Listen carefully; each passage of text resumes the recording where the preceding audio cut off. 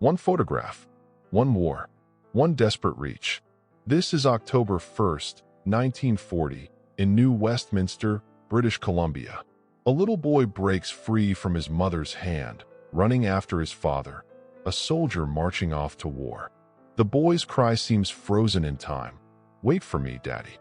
Behind the innocence of that gesture lies a world at the edge of chaos. Families torn apart, futures uncertain, goodbyes that could be forever. This image became a symbol of sacrifice, published across Canada and beyond, reminding everyone what war truly costs, not in battles, but in broken embraces. So when you look at this moment, ask yourself, is there anything more powerful than the love that refuses to let go, even when history says it must?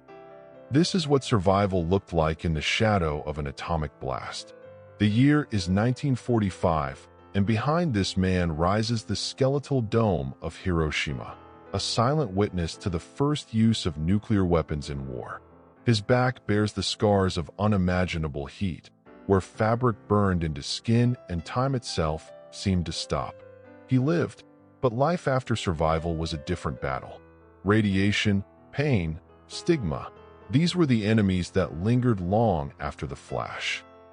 For many, scars like these weren't just physical. They carried the weight of a world forever changed. So, as you look at this photograph, ask yourself, when humanity builds weapons that outlast mercy, who truly survives, the body or the soul? One ship, dozens of windows, and 1,000 silent goodbyes. This photograph from 1963 captures American soldiers saying farewell to their loved ones before departing for Egypt. No social media, no instant calls, just a few stolen seconds through a steel frame. Enough for one last kiss, one last touch. Look at the way they cling through those tiny portholes, as if trying to hold back time. For them, the world narrowed down to that circle of glass, a fragile barrier between love and war. Each goodbye carried a question that had no answer. Will I see you again?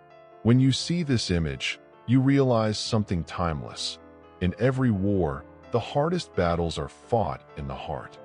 Sometimes history is written not in battles, but in embraces. This photo, taken in 1940, captures a soldier returning home. His uniform still heavy with the weight of war, his arms now full of the one thing that kept him going, love. Look at the way she clings to him, legs wrapped tight, as if trying to erase every mile, every fear, every lonely night. For a few seconds, the world outside those walls, bombs, borders, uncertainty, ceases to exist. All that remains is this. Two people holding on, refusing to let go. When you see this image, you realize the greatest victories aren't marked by flags, but by moments like this. This isn't a scene from a horror film, it's real history. The year is 1890, and this photograph shows a woman undergoing so-called treatment for mental illness. Back then, psychiatry was in its infancy, and what passed for therapy often looked more like punishment. Patients were restrained, isolated, and subjected to methods we now recognize as cruel and unscientific. This image reminds us how far we've come, and how far we still have to go. It forces a question that echoes through time. When society fears what it doesn't understand, who suffers most? The illness or the person living with it? In the middle of chaos, this moment speaks of something greater than war. The year is 1962, and a priest leans over a wounded soldier, not with weapons, but with words, with comfort, with faith. Around them, the world is noise and fire. Here it's silence. Look closely. There's no glory, no headlines, just two human beings holding on to what's left of hope. For the soldier, this touch may be the last kindness he ever feels. For the priest, it's a duty beyond battle lines. To remind someone they're not alone, even when the end feels certain. This photo asks us a haunting question. When everything else is gone, power, victory, control, what truly remains? Two worlds, one photograph. Taken in 1937, this image, known as Toffs and Tufts, captures Britain's stark class divide on the eve of World War II. On the left, two young boys in top hats and tailored coats, fresh from Harrow School, symbols of privilege and power. On the right, working-class kids in worn clothes, faces full of curiosity and perhaps defiance. Behind these differences lies a single truth. Both groups would soon face the same future, as war erased the illusion that class could shield anyone from sacrifice. This photo became an icon, not because of fashion, but because it froze inequality at a moment when the world was about to change forever. Looking at it now, you have to wonder, how much of that divide truly disappeared, and how much still lingers today?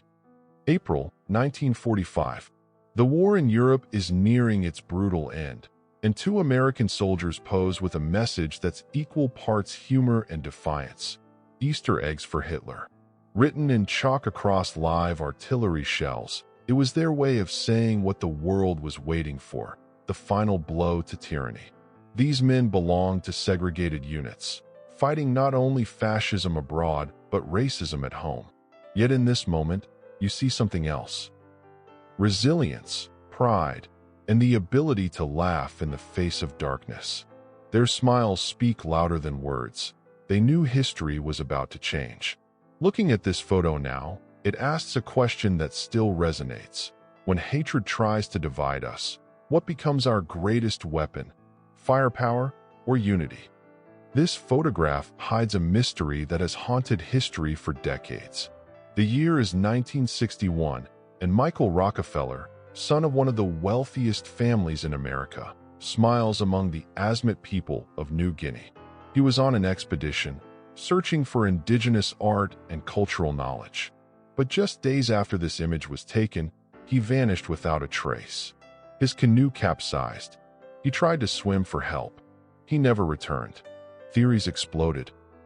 Drowning, crocodile attack, or something far darker whispered in rumors that he became a victim of headhunting and ritual practices. To this day, no body was ever found. Just this photo, frozen in time, reminding us that wealth and power can't tame the wild, and that some mysteries refuse to die. Behind every medical breakthrough, there's a story of sacrifice and sometimes love. This photo shows Andromache Papanikolaou, the wife of Dr. George Papanikolaou, the man who developed the Pap smear, a test that would go on to save millions of lives by detecting cervical cancer early. But few know this. For years, Andromache volunteered as his first test subject. Day after day, she endured countless exams, not for fame or recognition, but to help her husband prove an idea that most scientists doubted at the time. Looking at this image, you realize progress isn't just built on science. It's built on courage, trust, and the quiet strength of those willing to give everything for a better future. April 1919. In the streets of Munich, a man leans casually against a wall, hands in his pockets, as a firing squad takes aim.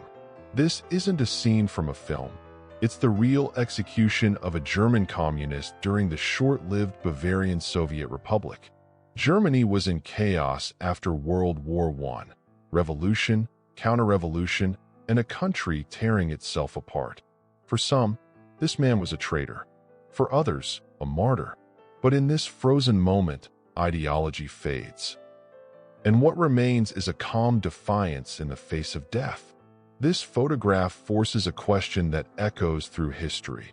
When the world is divided by beliefs, what price are we willing to pay for conviction? Imagine sitting in this chair and realizing anesthesia hasn't been invented yet. This photo, taken in the late 1800s, shows what a trip to the dentist looked like. Brute force, leather straps, and a whole lot of pain. No modern drills, no numbing shots, just a man with a pair of pliers and someone holding you down so you didn't run. Back then, dental work was less about comfort and more about endurance.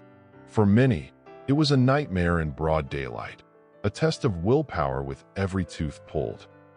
Looking at this image today, It makes you grateful for one thing: progress. So next time you complain about a tiny needle at the dentist, remember this photo and count your blessings. What you're seeing is not a stunt. It's a real sport called auto polo, played in the early 1900s. Imagine polo, but instead of horses, players drove stripped-down cars at full speed, swinging mallets while trying not to flip over. Safety gear? Barely. Seatbelts? Forget it. This high-risk game was first introduced in 1910, promising thrills for roaring crowds, and often delivering chaos instead. Cars collided, tipped, and sent drivers flying, all for the sake of entertainment in an age obsessed with speed and danger. Looking at this image now, it makes you wonder, were they fearless or just living in a time when danger was the ultimate spectacle? Forget solo rides. This was teamwork on wheels. Back in 1898, engineers dreamed big and built bicycles like this, designed to carry not one, not two, but four riders pedaling in perfect sync. It was part of a craze for invention at the turn of the century, when transportation was evolving faster than ever. Imagine gliding through cobblestone streets with friends, all sharing the effort. No engines, no noise, just muscle and motion. These machines weren't just about speed. They were about connection, a glimpse into a time when travel meant cooperation, not isolation. Looking at this photo today, you have to ask, did we gain freedom with modern transport, or lose a little bit of magic along the way? Look closely. Two cities, same year, two completely different worlds. In 1959, Havana was a vibrant metropolis, filled with luxury hotels, bustling nightlife, and architecture that rivaled the great capitals of the world. Cuba was a hub for tourism, business, and culture in the Caribbean. Now, compare it to Miami in the same year. Smaller, quieter, still finding its identity.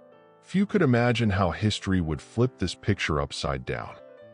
Just months later, the Cuban Revolution would change everything, sending waves of people, culture, and opportunity across the sea to Florida. This image isn't just about cities. It's about how one moment in history can rewrite the destiny of nations. This smiling man in a swimsuit doesn't look like one of the most feared gangsters in American history, but that's exactly who he is. Al Capone, photographed in 1921, long before his name became synonymous with organized crime. Back then, Capone was already climbing the ranks of Chicago's underworld, running speakeasies and making fortunes during Prohibition. But in this moment, he's just a man enjoying the sun, a stark contrast to the bloodshed and empire he would soon control.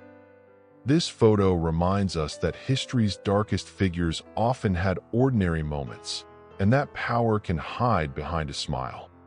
This isn't just a truck, it's a time machine to 1918, when ice cream wasn't just a treat, it was a luxury on wheels. The Reed Ice Cream Company used vehicles like this to bring frozen sweetness to neighborhoods during an era when refrigeration was rare and summer heat was relentless. Imagine the excitement as this truck rolled down cobblestone streets, bells ringing, turning an ordinary day into a celebration. No plastic tubs, no supermarket aisles. Just pure anticipation and the taste of something special in simpler times. Looking at this photo today, one thing's clear: some joys are timeless, and ice cream will always be one of them. This is Tokyo in the 1920s, a city caught between tradition and modernity. Look closely. Electric trams glide across the Nyanbashi Bridge, while narrow streets lined with wooden houses stretch toward the horizon. It was an era of rapid transformation, when Western architecture stood beside ancient temples, and progress moved hand in hand with the past. Just a few years later, the Great Kanto earthquake of 1923 would devastate much of this landscape, reshaping the city forever. But in this frozen moment, Tokyo feels calm, vibrant, and full of promise, a glimpse of a metropolis on the edge of becoming a global giant. History reminds us, Every skyline begins with a single bridge, a single street, and a dream. Step back to 1901, the heart of New Orleans. This bustling thoroughfare was the city's lifeline, where mule-drawn wagons, early electric streetcars, and elegant pedestrians all shared the same road.